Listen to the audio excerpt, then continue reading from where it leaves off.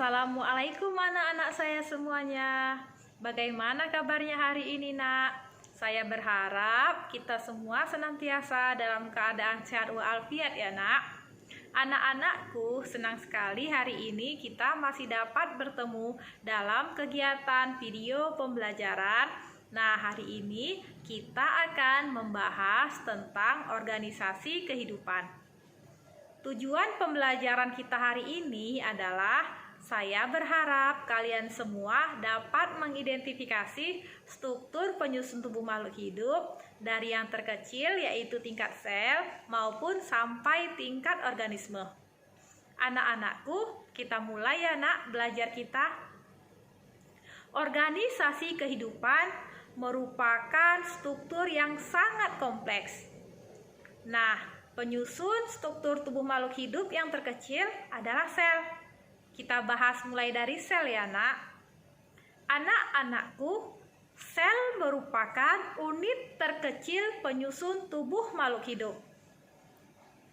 Jika struktur organisasi tersebut kita uraikan dari yang terkecil hingga yang terbesar, maka dimulai dari sel, kemudian jaringan, kemudian organ, kemudian sistem organ, dan yang terakhir adalah organisme. Kita ulangi lagi ya Nak, agar lebih mudah kalian ingat. Struktur organisasi kehidupan dari yang terkecil hingga yang terbesar adalah sel, jaringan, organ, sistem organ, organisme. Kita ulangi sekali lagi ya Nak. Sel, jaringan, organ, sistem organ, organisme. Nah, anak-anakku, tahukah kamu makhluk hidup yang terdiri dari satu sel saja disebut makhluk hidup uniseluler. Sedangkan makhluk hidup yang terdiri dari banyak sel disebut makhluk hidup multiseluler. Nah, contoh dari makhluk hidup uniseluler adalah bakteri. Sedangkan contoh dari makhluk hidup multiseluler adalah manusia. Kemudian, sel berdasarkan ada atau tidak adanya membran inti, maka sel digolongkan menjadi dua. Yang pertama adalah sel prokarioti. Sel prokarioti adalah sel yang belum memiliki membran inti.